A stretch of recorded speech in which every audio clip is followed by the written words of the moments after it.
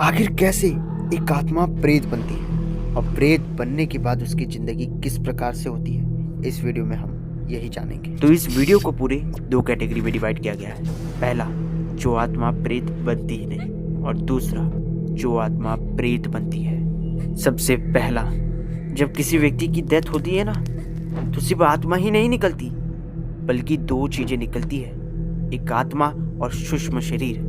और यदि वो व्यक्ति अपनी पूरी जिंदगी जी चुका हो, तो वो व्यक्ति अपने कर्मों के फल के लिए यमराज के दूतों के साथ जाता है। लेकिन दूसरी ओर, यदि उस व्यक्ति की आयु पूर्ण ना हुई हो, उसका जीवन अभी भी बाकी हो, तो उस सिचुएशन में भी आत्मा और सूक्ष्म शरीर तो निकलते ही हैं, लेकिन उस वक्त सूक्ष्म शरीर धरती पर ही रह जाता है और परमात्मा का अंश आत्मा परमात्मा में जाकर मिल जाता है। और वो सूक्ष्म शरीर धरती पर इसलिए रुक जाता है क्योंकि उसकी आयु अभी पूर्ण नहीं हुई है। वो यहाँ वहाँ भटकता है और उसी को ही प्रेत कहा जाता है। और ये जो सूक्ष्म शरीर है ना, ये बिल्कुल हमारी तरह ही दिखता है।